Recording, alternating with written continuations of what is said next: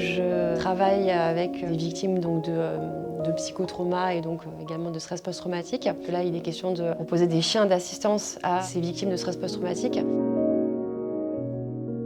Le chien, il va être facilitateur de tout un tas en fait, de situations. On perçoit un impact extrêmement significatif sur, par exemple, les troubles du sommeil, certains symptômes du stress post-traumatique, les troubles dissociatifs, les troubles anxio-dépressifs. Le chien, il va avoir un effet anxiolytique, un effet antidépresseur.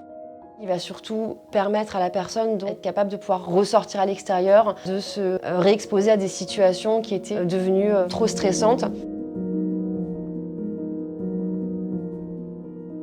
Le chien va être un facilitateur pour l'accès aux soins. Il va permettre à l'individu de pouvoir déjà être plus autonome, de pouvoir se déplacer, de pouvoir suivre finalement les différents traitements et prises en charge qui sont mis en place. La présence du chien va également apporter une reconnaissance. S'assumer en tant que victime, c'est déjà un grand pas dans la reconstruction de l'individu. Le chien d'assistance LACAP va être attribué à un certain type d'individu. On a différentes formes de stress post-traumatique et des symptômes communs, mais parfois des symptômes spécifiques. Et on va également avoir des contre-indications, en l'occurrence donc des patients qui ne seraient pas stabilisés, qui ne seraient pas en état de pouvoir prendre en charge un animal, puisque le bénéficiaire aura le chien à sa charge au quotidien. Il faudra le nourrir, le soigner, l'amener chez le vétérinaire si besoin. Dès le premier contact avec le bénéficiaire, on va se mettre en lien avec les thérapeutes, les médecins, les psychologues. Et l'idée, c'est de pouvoir vraiment travailler en collaboration de manière à ce que les différents professionnels qui prennent en charge le bénéficiaire puissent, entre guillemets, utiliser ce que le chien va apporter afin d'avancer la reconstruction de la personne.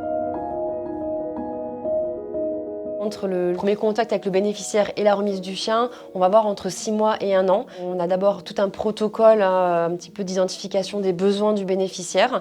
Et puis ensuite, on va chercher à identifier le chien qui va correspondre le mieux au bénéficiaire. Et ensuite, on va également éduquer le chien de manière spécifique en fonction vraiment des attentes.